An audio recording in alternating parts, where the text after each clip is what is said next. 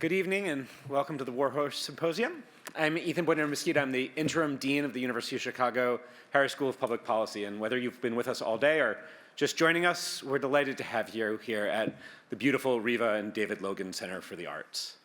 It's been an incredible day of thought-provoking conversations inspired by the War Horse's award-winning journalism and the Harris School's white paper about how military news deserts threaten national security. We've explored the intersection of journalism and public policy while promoting discourse and civic engagement about military and veterans issues across the United States. Our students have also had an opportunity to engage in this conversation today during a lunchtime panel sponsored by the University of Chicago Office for Military Affiliated Communities and the Military Affiliated Students of Harris. The panel allowed a group of military affiliated University of Chicago students and other students from across the US to explore themes of veterans in higher ed with Secretary of Veteran Affairs Dennis McDonough, retired US Air Force Major General and former POW John Borling, and US Army veteran and Medal of Honor winner recipient Jim McClone. Now it's my pleasure to introduce Thomas Brennan, who's the founder and executive director of the War Horse News.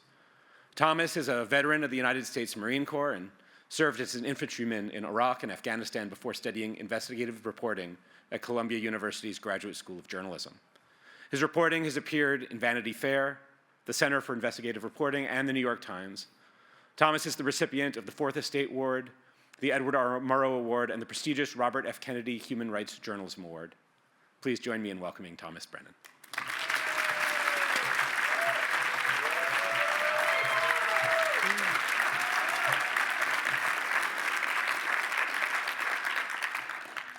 Thank you, Ethan, for such a lovely introduction and for welcoming the War Horse team to the University of Chicago for the inaugural War Horse Symposium.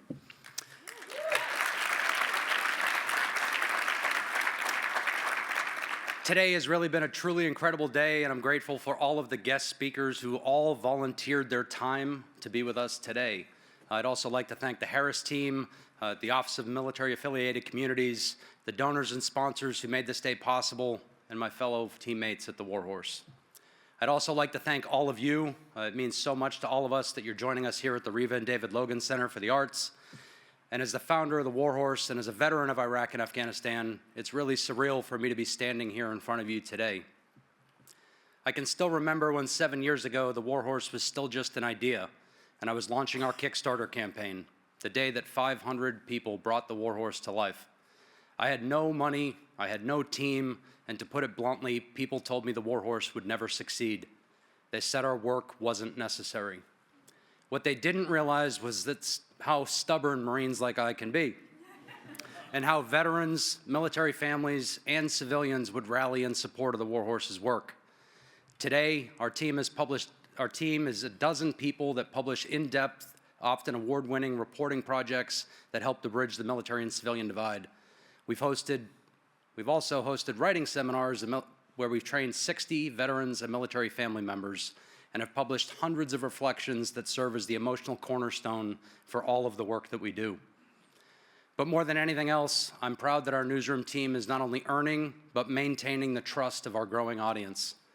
During today's symposium, we've heard from legendary journalist Bob Woodward and Medal of Honor recipient Flo Groberg. We've also heard from national security leaders like Michelle Flournoy and newsroom leaders from the Washington Post, the Associated Press, and Report for America.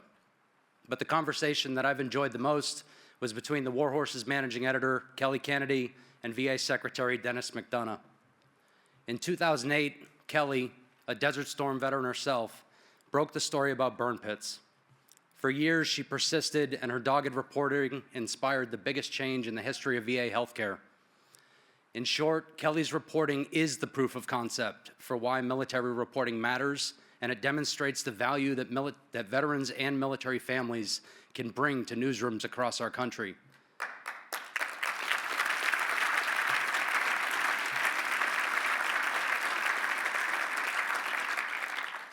Kelly is a talented editor, she's a wonderful friend, and she's the person that introduced me to Jon Stewart. But what everybody here doesn't know is that Jon was the first person to say yes to participating in today's symposium without hesitation. Once Jon said yes, the War Horse team got to work, and we continued to dream big. Over the coming weeks, I met with leaders at the Defense Department and Deputy Secretary Kathleen Hicks agreed to tonight's conversation. Many of the service members who helped make this possible are here in the audience with us today, and I'd like to thank all of you for helping to make tonight possible. The fact that these incredible leaders are here at the War Horse Symposium still feels surreal, but it underscores the critical role that military reporting has on our national security. I hope this next conversation helps to shed light on how issues that may seem limited to veterans and military families, in truth, have major implications for all Americans. Now, I'll make the introduction that you've all been waiting for, Jon Stewart and Dr. Kathleen Hicks. Nice work. Nice job. Nice to see you. Doctor, I think you're supposed to sit here. You're right. I sit here. Hello. Hello. That's overly enthusiastic. Lower your expectations. Doctor, thank you for joining us. Throughout the program, will I say doctor, deputy secretary? What would you like to say? Friend? Friend. Friend. I want to thank Thomas for putting this together and Kelly for her invaluable work in exposing the burn pit issue, and her reporting really was the foundation for so much of what was done for the PACT Act and for toxic exposure bills in general. And I want to give a quick shout out to Rosie and Leroy Torres, who told me they were watching at home because I guess they don't have Netflix, and who originally got myself and John Field into that fight, and ever grateful for their work. My question to you is, we'll start basic. Okay. So you're with the Department of Defense. That's correct. All right, and that from now on we'll call that DOD. Okay, I'm good with that. The Pentagon. So obviously the Department of Defense has a complicated relationship with journalism and reporting. And Thomas's mission, and the mission of the people at War Horse, is to make the Department of Defense more transparent, more accountable, and more accessible for the general public. So I guess the first question would be, why are you here? What do you hope to accomplish? Absolutely. Well, first, I'm thrilled to be here, and I also want to thank Thomas and certainly you for, it sounds like, signing up so early on to help the effort. To be fair, I am not busy and lonely. So I just when he said... Nevertheless. When he asked, I was just like, I happen to be free that month.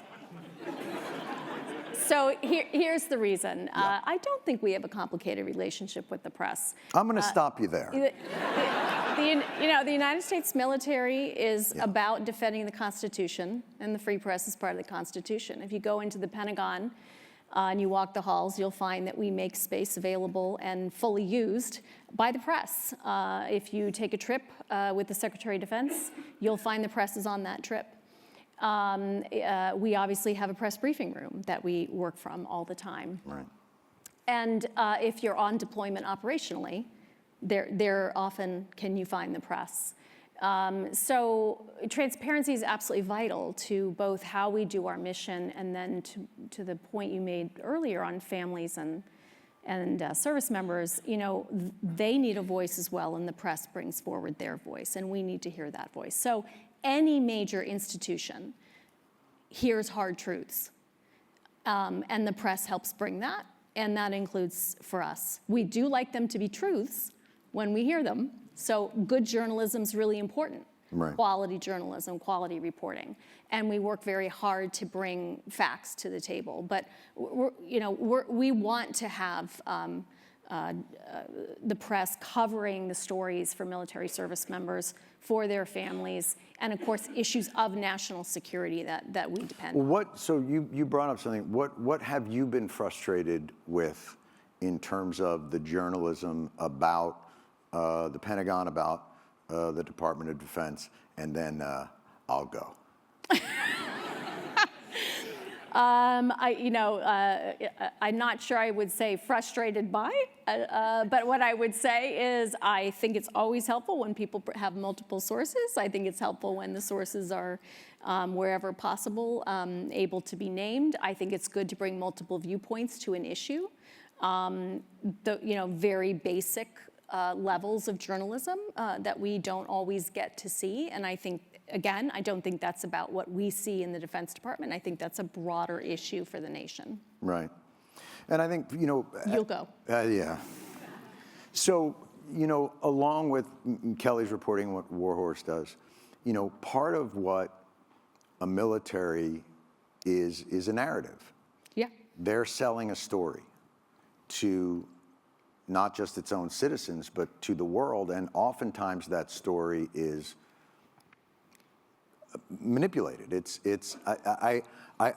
is about how the Pentagon and the Department of Defense, as much as they would say we welcome good journalism, I have not found that organization. It's as guarded in my mind as movie studios. Do you know what I mean? In the sense of, I don't know what you mean, but I will take your word. Yeah. movie studios are really guarded. But in the sense that the hard truths are not necessarily beneficial to the military's mission. And I'm not just talking about Geraldo drawing, positions of troops in the sand as he stands astride a Jeep.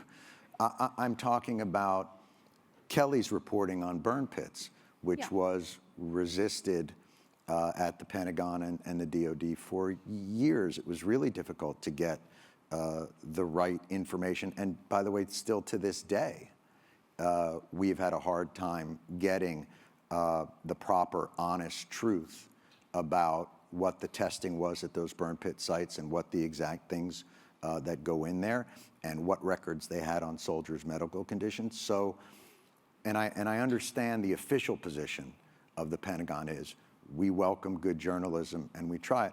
But I know for a fact there are layers of people there that stand between journalists and information, and they do so purposefully.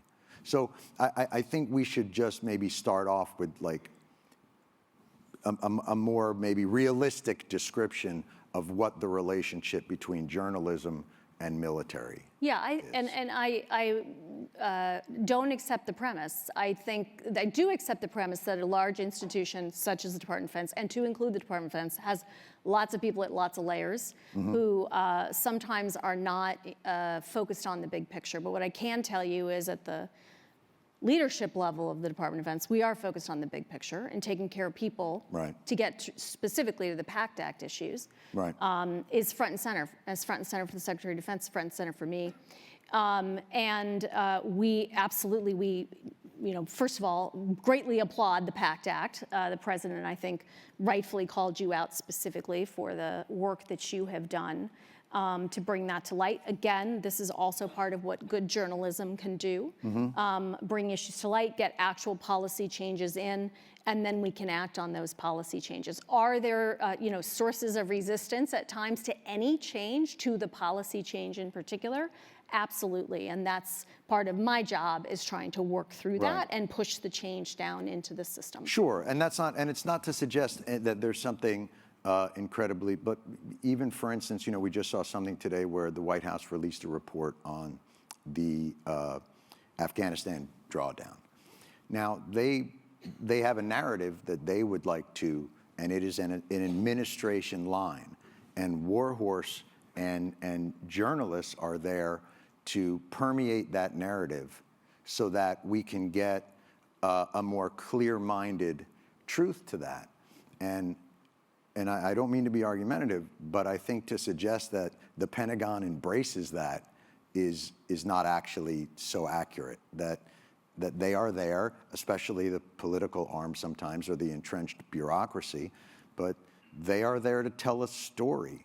And that story is generally more flattering to the military and not, you guys, there was $10 billion on a pallet in Kandahar, and we don't know where it is. Like, that's not, they resist that. I don't think that's being argumentative by suggesting that the Pentagon is not particularly embracing of those narratives. Yeah, and I have not argued with you. I'm simply saying to you that I think all institutions, including whether it's the Defense Department, an administration, or others, they have to have that sunlight and transparency that journalism You think brings. it's helpful? I think it's helpful, and I think it's healthy. And of course, there will be differences, as there is in journalism itself, around where the narrative ought to fall along the facts. But I'm very confident about the focus we have at the top on trying to make sure that transparency can come in. That's excellent, and it's good to hear, because it hasn't been that way for got to be 250 years. So it's good. It's good that we're making that course correction. The news is we didn't have a Defense Department until 1947, so I'm quite confident that it's not 250 years. I stand corrected. Back to the fact-checking. Yes. No. These are things that would be helpful. Yeah. Very, very wise. What in your mind, with this embrace, what would you say are the crucial issues then that you would like to see journalists digging into in terms of the Pentagon?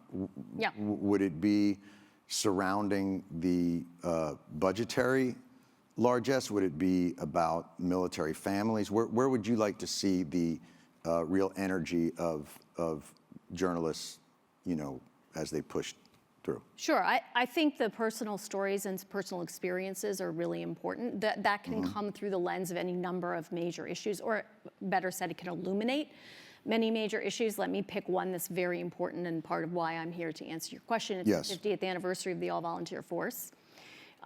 We used to, folks will remember, have a draft. After Vietnam, we switched to this all-volunteer force, and to maintain it and sustain it, we need to have people raising their hands, signing up and saying, I want to go do that. And that is vital to our democracy. That professional force has been absolutely outstanding. It's brought representation across the country, which a lot of people doubted it could do, representation across all sorts of classes and gender and races. Are you about to go woke? Because if you're about to start talking CRT, I'm going to have to ask people to leave. What I'm going to tell you is that great leaders at all levels build teams, and that's what we're about at the Defense Department. The all-volunteer force has been vital. But what we do need is to connect young Americans to the concept of service, and it's not just in the military. We're having challenges, nurses, doctors, AmeriCorps, Peace Corps. Everywhere you look, there's disconnectedness, and that's very, very challenging, I think, for the country overall. We have a major civics problem, and we in the Defense Department feel that in the recruiting challenges that we have. So what can journalists do? What can the media do? It can help to illuminate, yes, fairly and transparently, challenges that folks face in the military, but also there's a lot of fantastic things that come from military service. There's reward from it. There's sense of belonging, as I said, connectedness. There are folks who do spectacularly, of course, after military service, and highlighting those stories is really important. So I think having a kind of a 360-degree look at what military service means in this time and age. Do you think that part of military service has gotten short shrift from journalists, or do you feel like, something that's as independent? What I love about War Horse is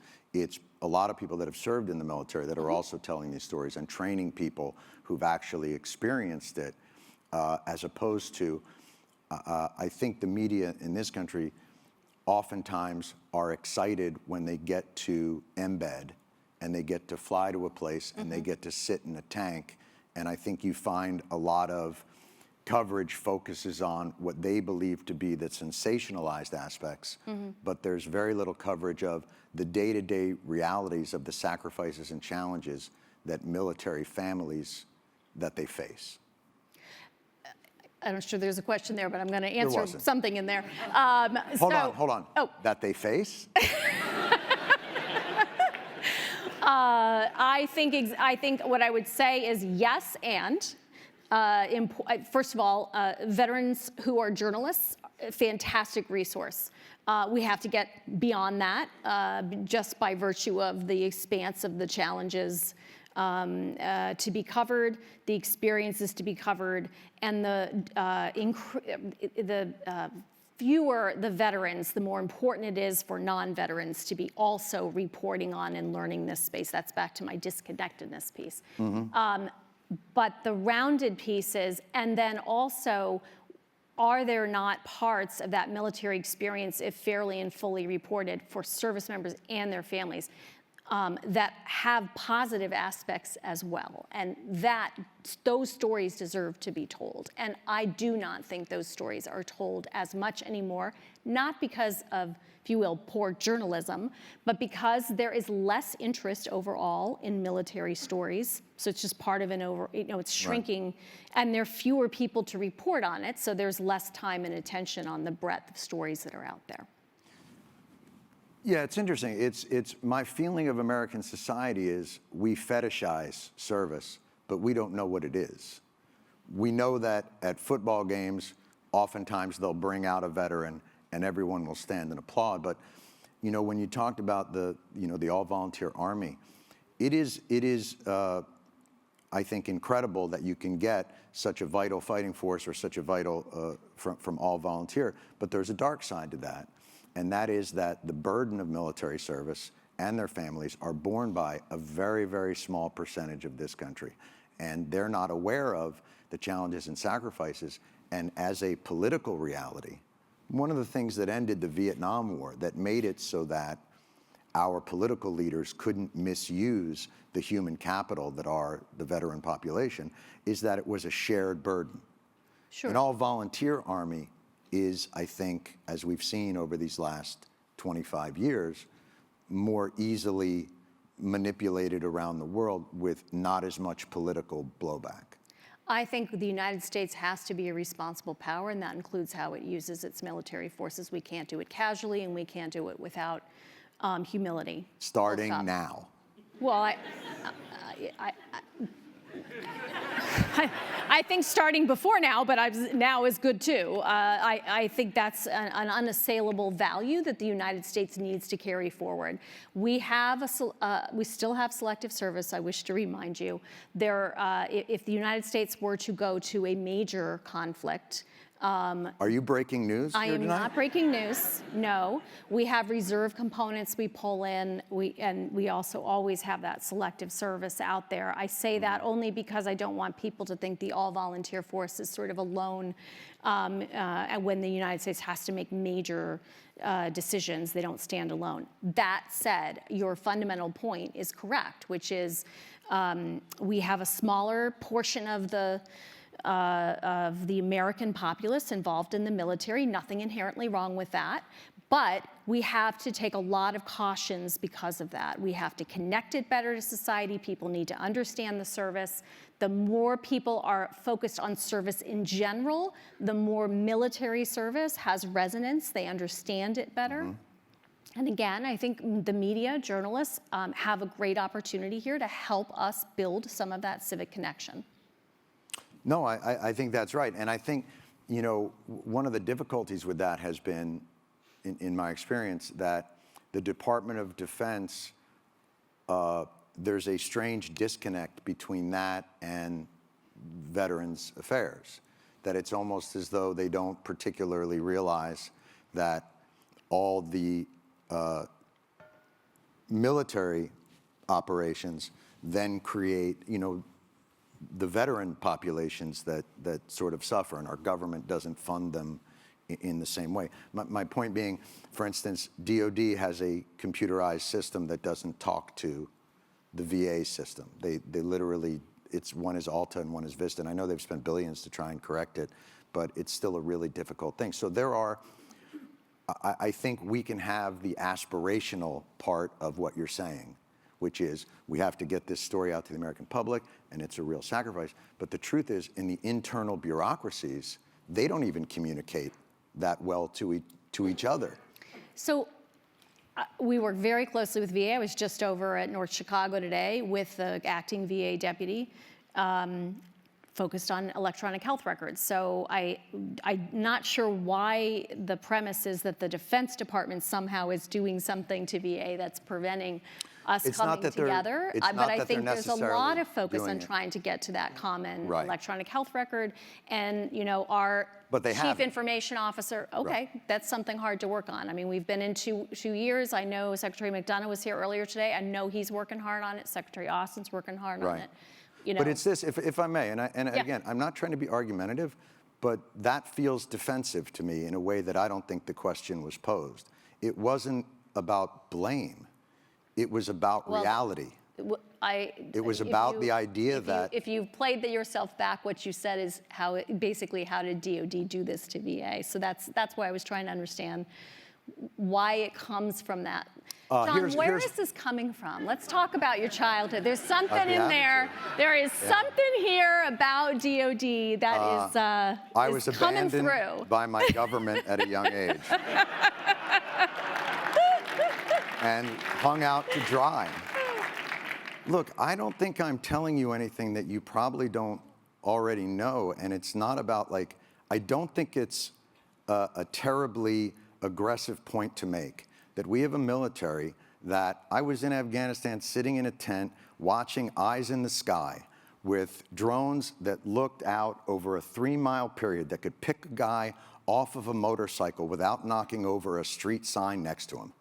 And so the idea that we have the money to make those toys and not the money to make veterans coming back from American wars who are suffering toxic exposures, not have an IT system that works, well, somebody is responsible for that. Absolutely. And so to suggest that the poor DOD is being picked on because they haven't come up with a system of information technology that allows people that come home from war not to have to tell their story over and over again to people writing it down on loose leaf paper, that's not a crazy thing to ask. We are merging those health records right now. I just went to the pharmacy today at North Chicago. That merger is underway right now. So understand the frustration. The care of veterans is vital to our ability, right, to have a social compact with anyone who serves. Absolutely uncontested. That is absolutely true. We in DOD absolutely have a responsibility to advocate alongside our VA colleagues for what VA is trying to do and to make this case of continuous service. When someone comes in on our end, if you will, up through recruiting, part of what we're recruiting them into is a lifetime of a social contract, and VA's at the other end of that. So we work really closely with VA, and they're doing incredible work to advance, electronic health records, but also, most importantly, the quality of care for our veterans, which is tremendously improved. So what is it then in your mind that holds that project back? Why is it? Let's just take the electronic records. This is something we've heard about for more than a decade. And I can remember even those floors at certain VAs outside of Washington buckling under the weight of folders and paper records. So in your mind, what does hold back that cooperation, and what does hold back the ability for the most advanced military in the world with the greatest IT and technology ever from being able to do the simplest of tasks, which is, connecting medical records? So we have a common, what we call the firm, a common health records office. It's staffed with VA and DOD personnel. And they are working, as I said, they were stood up relatively soon before we came back into office in this administration. And we are working to merge those. We will have those merged in the coming, I think, year. On the DOD side, we have a contract approach that is about 90% done for electronic health records for the DOD side by June of this year. On the VA side, I think they have had more struggles. I think they would tell you. I will leave to Dennis and his team to talk about what their challenges have been. We have worked very closely with them to start to try to overcome their challenges. We're giving them a lot of assistance. An example of that is we have a chief information officer at DOD, very talented, John Sherman. We've put our chief information officer with their chief information officer to start working with them on the backbone of their IT. So those are some of the things that we are doing. And as I said, we certainly work to advocate with them in Congress. They have a different set of committees, as you're well aware, to make the case that they need that capability. So in your mind, is it a bureaucratic issue? I think it's a timescale issue. I think it has been a bureaucratic issue, for sure. I don't think it is anymore because you have at the top of VA in Dennis McDonough and at the top of DOD in Lloyd Austin, two people who are going to make that happen. But those guys are political appointees, and depending on We're not that far off, yeah. So, okay. Would you consider it a problem then that that it basically depends on the political appointee at the top of a really expansive bureaucracy to get that done, and with the wrong? So is that a fundamental flaw? Of our democracy to have political appointees political over large. that are coming in every 4 years to work on bureaucratic issues, as opposed to... You have civil servants, in the case of the Defense Department, you also have military officials who are more enduring, if you will, than political appointees at the top. I would say, first of all, Congress appropriates the money, so the executive branch executes the money. So the conversation is not just about how... Right? No, I saw that cartoon. I remember that. Yeah, I remember it was a really good one. I mean, where Schoolhouse Rock went, I do not know. We have a civics problem, America. Bring it back. It's a good one. So you absolutely need Congress, first of all, to help kind of set the tone and the resources and then the execution. I on balance believe it is best to have political appointees at the top of institutions because you drive change in that way. How resistant are those bureaucracies? They can be very resistant. You can break through.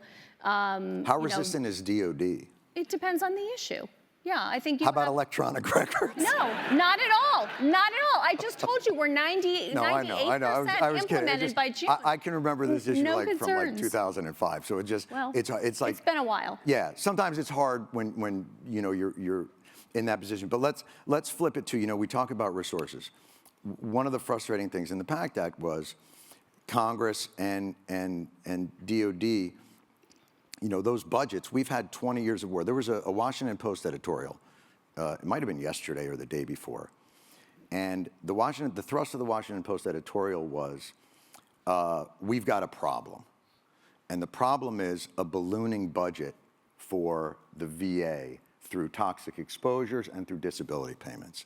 And it was kind of wild to read because what it said was, since 2001, the VA budgets have exploded. And you were like, yeah, what happened then? Is that the Yankee-Met series? What? And it was a weird disconnect that 20 years of war, and this is getting back to what I was talking about earlier. The 20 years of war creates 20 years of veterans. Veterans that are going to be going through some of the most difficult challenges of just reintegrating into a society and then also having all of these wounds that, to be fair, before these last two really good political appointees was a adversarial process for most veterans, made more difficult by an unyielding bureaucracy. So these folks come back from a war where they are forced to be their own lawyer, doctor, advocate. Their families are their caregivers. The pressure that had already been put on them. So you have all of these different challenges, and then you have a journalism status quo machine that is somehow suggesting that the veterans are the ones exploiting the system rather than the system exploiting their sacrifice. And I'm just wondering if we're talking about recruiting and making an all-volunteer army more strong, isn't that something the DOD should be fighting tooth and nail to debunk? Again, DOD absolutely has a dependency on veterans having the quality of health care they need and having the quality of life they need. No doubt about that, and we are constantly working with VA to advocate on their behalf because it's that wholesale cycle, period. So back to the journalism piece, I think DOD, you would find ready folks inside DOD if journalists are looking for stories about how we can help VA or any veterans issues, we're happy to do that. Right. So it's not, in your mind, it's really more a question of, again, getting back to maybe the lack of understanding from the public about that, because one of the issues is that we faced was the Pentagon's reluctance to have money that could have been used for force readiness, sort of this idea that it all comes out of the same pot, as opposed to two separate pots. In other words, like... Oh, you mean you would wanted to create a pool of money, or like an authority that would have allowed... Well, yes, but the idea that the veterans are exploiting this system that actually just wasn't planned for it. In other words, if the Congress gives you $850 billion to go to war every year for a lot of years, and then the veterans have to fight for $20 billion on the back end, and there's resistance within the Pentagon that money may come out of their... That's the piece I would say. Again, I can only speak for this administration, and that is not a concern that we have. We are not trying to take money from VA, deny money from VA. We don't have... I am probably more than anyone in the Defense Department engaged in budget discussions, and I can assure you there is no trade-off that we are making between DOD and VA, period. Right. So there's no sense of within the bureaucracy that they have to protect. You know, in terms of, like, for instance, the Pentagon. This is going to sound bad. All departments have to pass an audit. Yes. Yeah. And there's really only one that hasn't. That would be ours. Yeah. Bingo. Yeah. So why? Yeah, you and I talked about a little bit backstage about really, what most people would find very boring, but I think we were excited to talk about business systems. And DOD doesn't have the kinds of backbone business systems that collect data in a way that can allow you to pass an audit. So that's a high priority for me. We've been making sure we're investing in those systems. But it's probably a 10-year process. I understand, but you do realize, like, to an audience of Americans. Sure, I completely agree. Crazy. I completely agree. Completely agree. Yeah. High priority. All right. Big investments in the last several years since this administration. How about this? Let's remove it out of that. Let's talk about. I'm trying to get to a different answer. The idea of, like, so why is it, forget about the political appointee. Okay. Why is it that this organization that is the most well-funded department out of anyone in our government can't pass an audit and doesn't have a calculator? So it's a big answer again. I gave you the IT backbone, but the scale is massive, right? So that's your point. Clearly, your point is you don't like the defense budget, which is fine. My point but half of that, of course, goes to support the very people. Directly goes to support the very people that you're interested in making sure get, well-fed, well-trained, well-equipped, and all of that. Half of it's just salaries and benefits, right? So we can have a defense budget talk if that's really where you want to go. But under the guise that you want to talk about audit. I wouldn't mind going there. Okay, under the guise that you want to talk about audit, the answer is an organization of this scale, there is no comparable for trying to develop an audit like that. We have dozens of different specific audits we then have to pass, and so pulling each of those forward. We do have some of those have clean audits, learning from those, getting those IT systems in and accountable, and then spreading it across the department. That's sort of where we are. Yes, it is going to take a long time. I believe we should be there. I'm sure anyone that a journalist would like to talk to in the Defense Department about the degree to which the Secretary and I are on people every day saying this is commander's business. Do you feel like these are unfair questions of somebody within a department of that size and scope? Do you feel that it's somewhat I think unfair? you have a particular thing you really want to talk about, and you're asking me other questions. But I don't think it's unfair to ask me about the audit. It's absolutely the case that the United States military should be able to pass an audit, and we've got to be on that pathway to get there. But don't you think that that does speak to the larger point that we're trying to get at, which is good journalism uncovers corruption?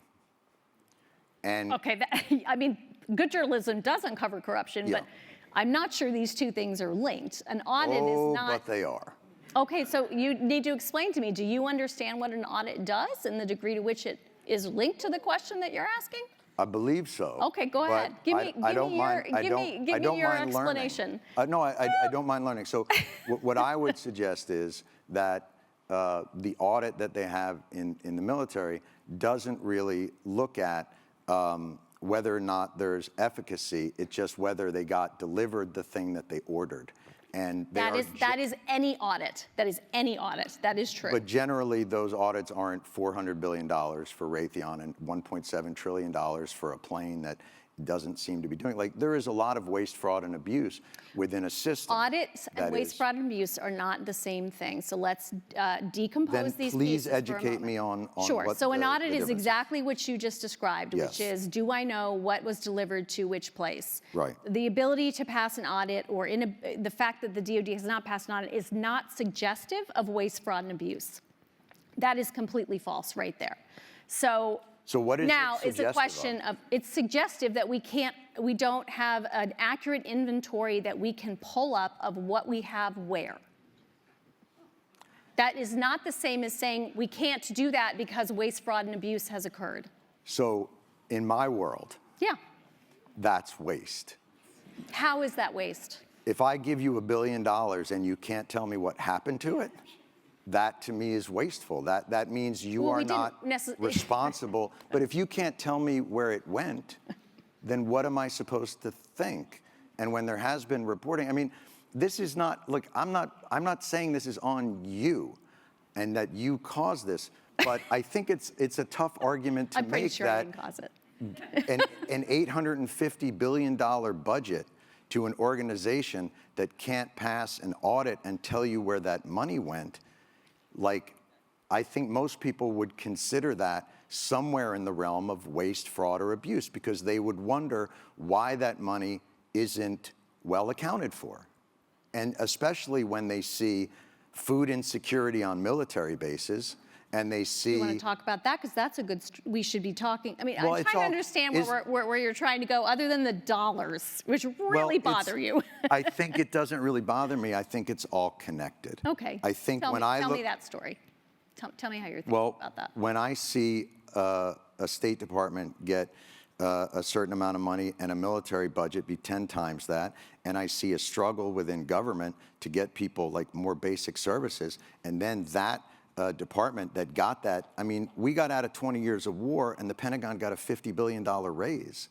Like, that's shocking to me. Now, I may not understand exactly the ins and outs and the incredible magic of an audit, but I'm a human being who lives on the earth and can't figure out how $850 billion to a department means that the rank and file still have to be on food stamps. Like, to me, that's fucking corruption. I'm sorry.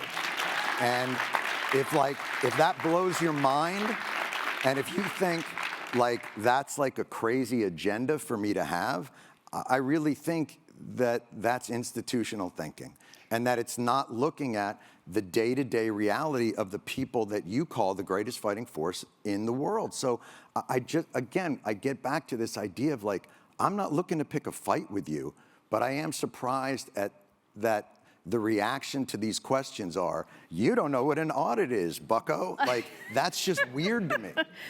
Okay, on food insecurity, major priority for us. A lot of funds are going toward that. The biggest issues we have found, first of all, we have significantly increased funding on food insecurity. And we do think we are getting much better on that. We believe some of the challenges we face are not what you often think of as, food insecurity as hunger. They're really around, do we have food available, for instance, as people come on and off shifts? Mm-hmm. Is it healthy food? Those are the types of food insecurity issues we are seeing in and around our military installations. We have increased pay 2 times in a row here. We've done 4.6% pay raise last year. We've asked for a 5.2% pay raise this year. We've also increased basic allowances and increased housing and pay and other allowances. So overall, we definitely think we need to increase the spending that we are putting forward toward our service members and their families. We're putting our money where our mouth is. Another big area is childcare. Spending a lot more money on childcare. That includes both childcare facilities, and it includes benefit that allows folks to go out on the economy to get childcare and have that subsidized by the government. Those are all examples of ways we're trying to put money forward for our service members and their families.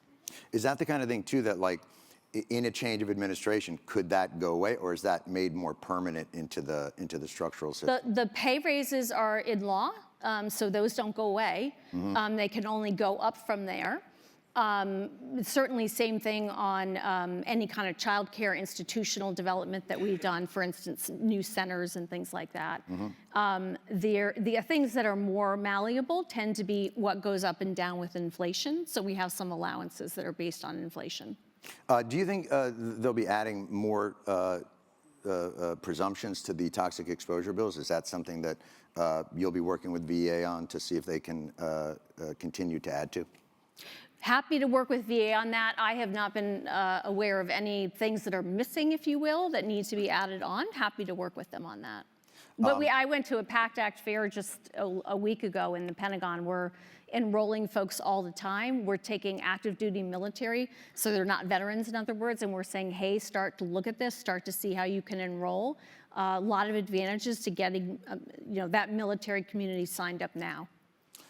So for you, what will be the remaining biggest challenges you think for for your tenure there and moving forward? Yeah, I think I mentioned to you, I think talent is a big piece of it. We just talked about some of these aspects. How do you bring in and attract talent, whether it's civilian or military?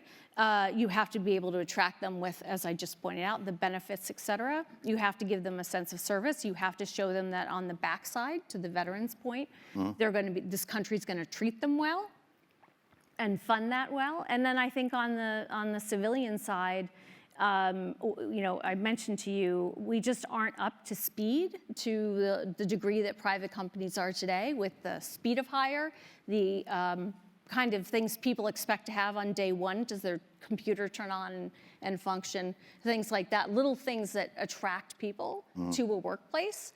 We don't have that environment right now where I want it to be. All right, well, we also have, we're running out of time, but we have, the audience submitted some questions, so I'm going to read some of those. And I think those will hopefully be better than my questions. How can DOD help with, this is from, I apologize, Seamus Murphy, is that correct? Is that Seamus? All right, here we go. This is your question, Seamus. And your handwriting is fantastic. How can DOD help with veteran transition, skill bridge and mandating that sort of thing, internships and such? Sure, so Skill Bridge is a program that we run that does exactly that transition, tries to bring folks in, make sure that they have the skills they need before they leave the DOD side. A couple things we've done there. First, we don't think that folks are being given, that all levels of command are ensuring that their folks are able to take the time to do Skill Bridge, so we're trying to mandate that to make sure folks can get out and use it.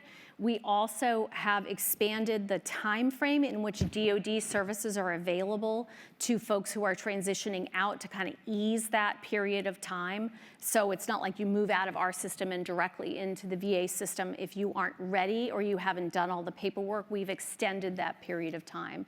But a lot of these transition assistance programs are really important, I think, to make sure that our folks, if we're gonna say you come in here and you're gonna do well out the other side, we have to invest in those transition programs all the way through. Do you think that is a major frustration for folks that get out, that the support system is, it's also a population that's relatively stoic and oftentimes Yeah. doesn't want to. We found that with the PACT Act stuff that there was a sense of like, I'll be fine, do it for somebody else. That it's sometimes difficult for them to reach out and take advantage of certain benefits and programs. Yeah, I do think it's part of it is that can-do attitude where people don't reach out for the help that they need. I do think we're trying to change. The culture overall is changing societally. I think we're bringing the military culture along to really be willing to raise your hand and say, hey, I need some help. But also bringing it to them so they don't have to ask those questions. SkillBridge is a great example, making sure that folks just are put into that cycle, given the time off from work in order to go do the coursework that needs to be done, take on the experiential. We have some experiential learning approaches with companies, for instance, that folks can do through SkillBridge, and that's really important as well. All right, here's a good one. Seamus, is that what you were looking at? All right. Seamus! I'm sorry, Seamus, if I didn't get you home for your Passover Seder tonight.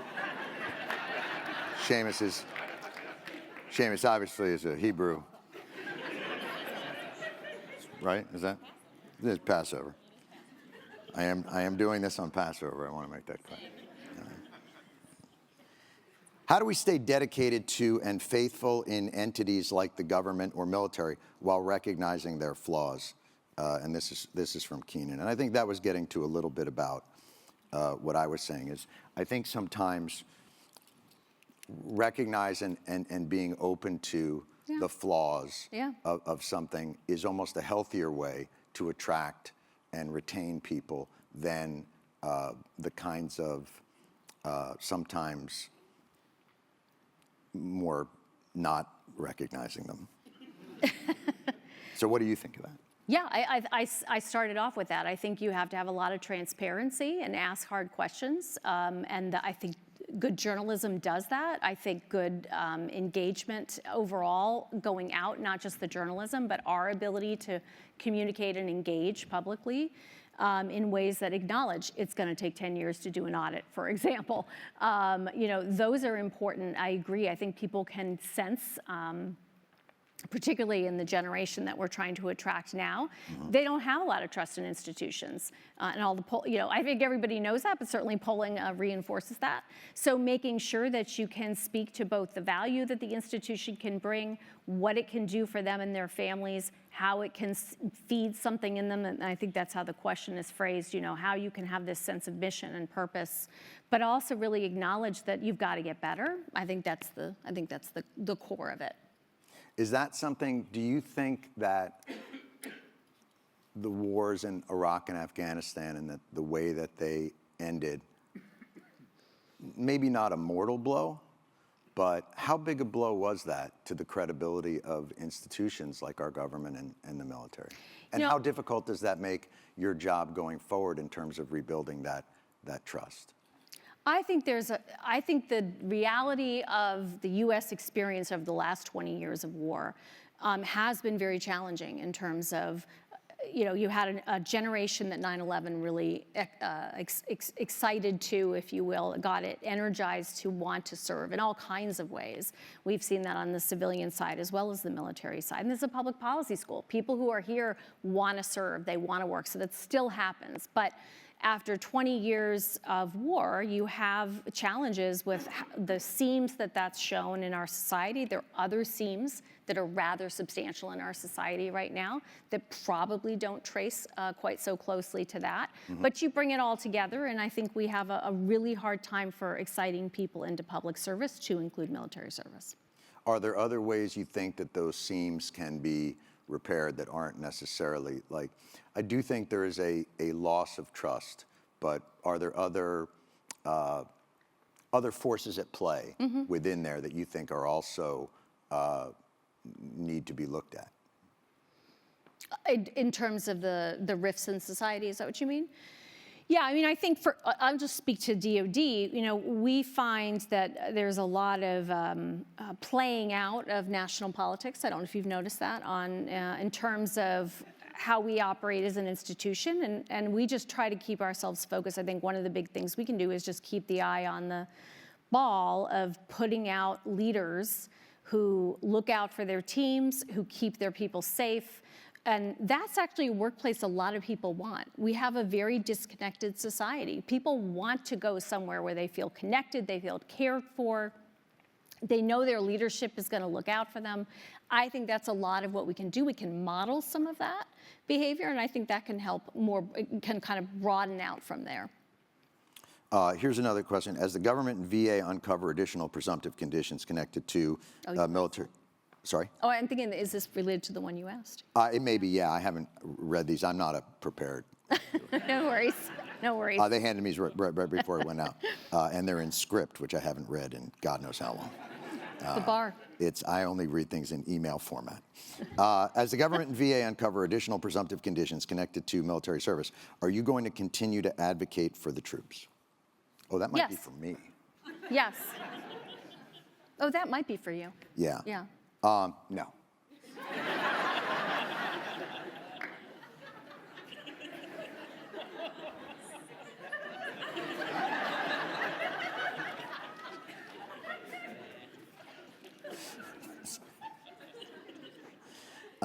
Here's something from Annie. Yes, I will, obviously.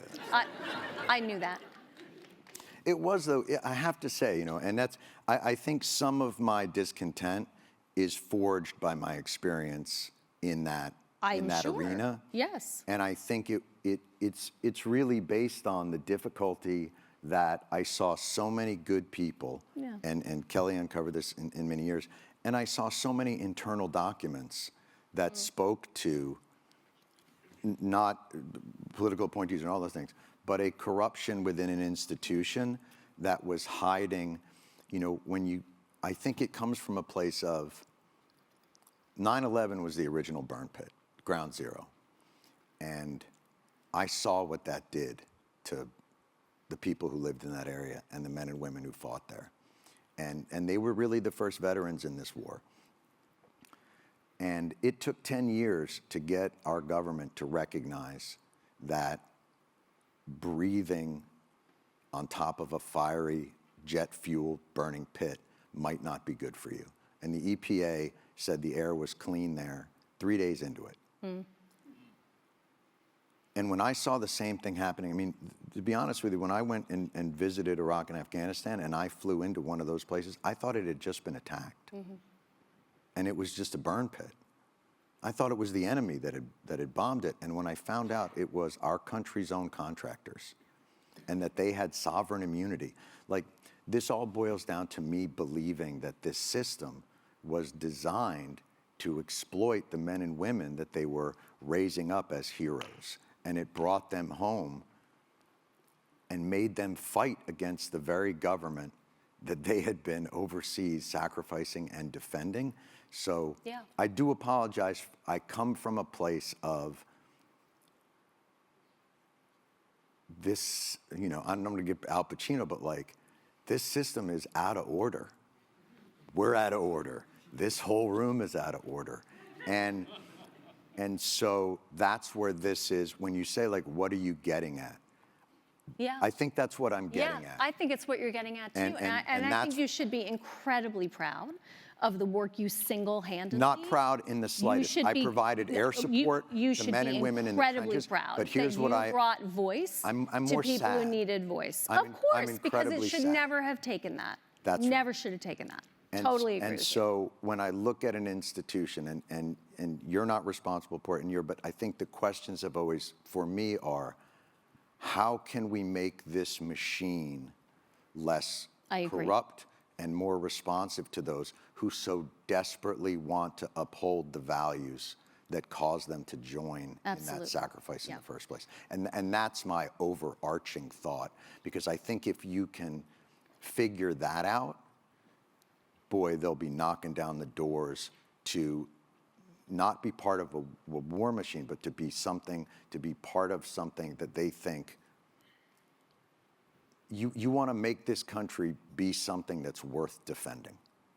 Absolutely agree with that, yeah. And I think we in the Defense Department own a big piece of that, how to be something worth defending. And so does the rest of society. And I'm not saying that as a dodge. I'm saying that because we're going to be a small percent for all the reasons we just talked about. You know, we're not going to suddenly be 40% of the American public is not going to be in the military. We need to get the whole of society to recognize the sacrifice and to make sure no one is taken for granted and that there can't be corruption that allows for people to be, abused over time. Right. I think that's a really Yeah. positive place to sort of end on, and a more hopeful place. So again, I think the conversation would be, in your mind, how do we begin that?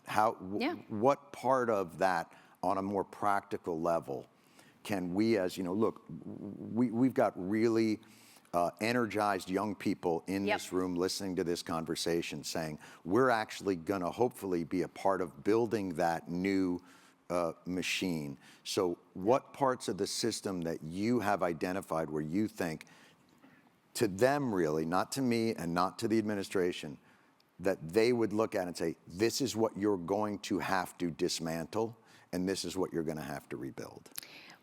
What I would say is there is incredible opportunity for all those students who are out here. I was a public policy student just like you were. I was, by the way, in the Pentagon on 9/11. I sucked in a lot of toxic air myself. I'm very proud to have served in national security, whether you're national security, health security, public policy, environmental security. You can and you should be making a difference. And you can do that in the way, Jon, you just framed it in terms of unearthing problems. You can also do, which we need, and you can do it by bringing new solutions. And that we really need as well. And we need folks kind of to self-actualize and make themselves available, volunteer, do a federal job, that's great, a state job, a nonprofit job, or just be active in your community. And for those of you who are willing to decide to serve in the military, reserve, active, guard, we can make a difference if we work as a society to bridge those challenges that we've had in the past. Is there something in your mind, I always wondered about this, is there a way to give the men and women in the military and their families a more equal footing to the lobbyists, to those who, I remember when they were working on one of the military bills, and there were 650 military lobbyists. And there's only 535. Like, each congressperson got their own lobbyists. And I thought, oh, that's the problem with poor people. They've just got shitty lobbyists. That's there. So I'm wondering, is there something in your mind that can help elevate the military spouses and the military families that can allow them better access? How do we democratize that access so that their issues of food insecurity and caring for their spouses and military suicide are given the same audience as, we just developed a laser that shoots out of a tank's butt, like that, like those lobbyists? How do we balance that? And by the way, I've seen the pictures, they're amazing. I think a lot of the questions you're asking, honestly, are beyond DOD. And they're beyond my writ on national security. They're on campaign finance reform, and they're on the way in which we write ethics rules, on Capitol Hill, and that is beyond my areas of knowledge. What I will say is there are support organizations, military and veteran support organizations that we listen to all the time. I meet with, the Secretary of Defense meets with, very active engagement. I do think there are great advocates for military families on Capitol Hill. And, as phenomenal ones. Yeah. I've worked with them. They're and, tireless. And they're making real changes happen. You mentioned food insecurity before. That's an area. Child care, we get a lot of help on spouse licensure to make sure spouses can, work from, even if they're moving. Reproductive health care, lots of different areas where we get a lot of support from Capitol Hill. So I don't want to paint it all as sort of, not supportive of military families. I come from a military family, and I feel that support, and we see it certainly in the way we're legislated. Very nice. That's pretty much our program. Is there any final thoughts that you would like to impart? I really did welcome the opportunity to come. It is the 50th anniversary of the all-volunteer force. I think, this is the kind of dialogue we have to have, right? We have to be able to talk about the challenges we face as a society and certainly as a military. And we have to be getting better. I think we're getting better, but we need Americans to come along. Very nice. And my final thought to all of you is, and that's why I think an organization like War Horse is so crucial. It's independent, it's outside of the status quo, it's outside of the system. It can have these tough conversations, but it is not owned by it. And I think, we have a status quo that is making change much more difficult. Power doesn't seed itself. And I'll give you just an example of this. That's something that you would never think of. When we first went down to DC to get the PACT Act going, we sat with the For Country caucus, which was all military veterans. And we laid out, Rosie Torres and Leroy Torres, laid out their case. They'd been working at this for 8 years and hadn't been able to get an audience with Congress people.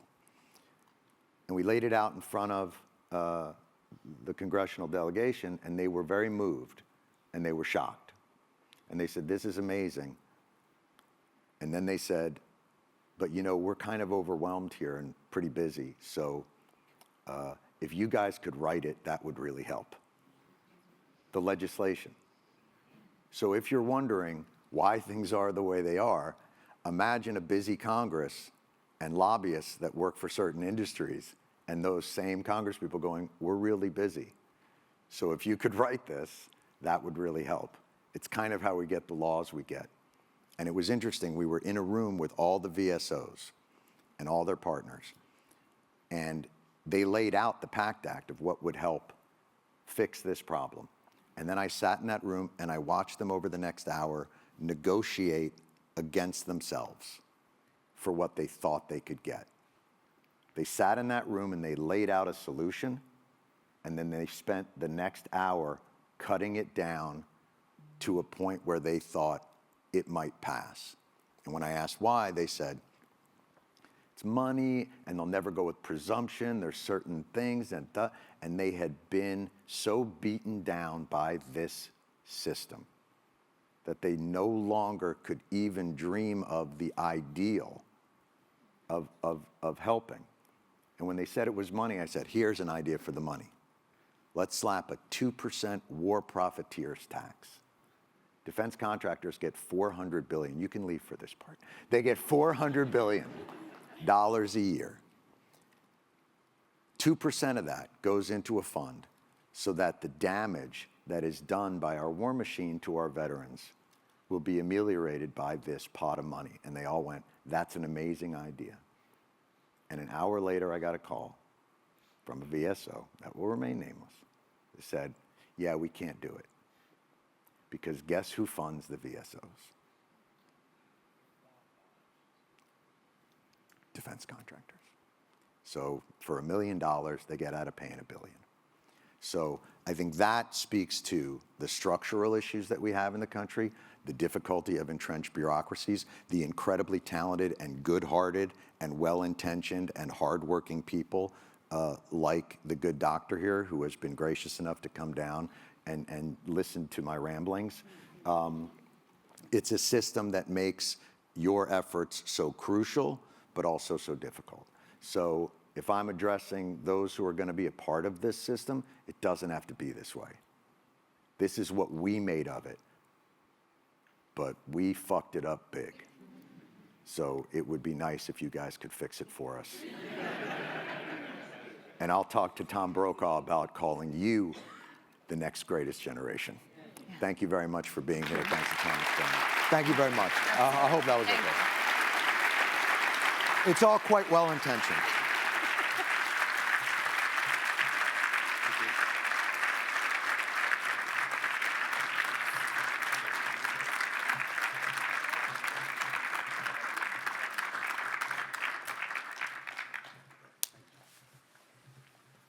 Thank you, John, and thank you, Dr. Hicks. Your participation in the inaugural War Horse Symposium means so much to me and so much to our team.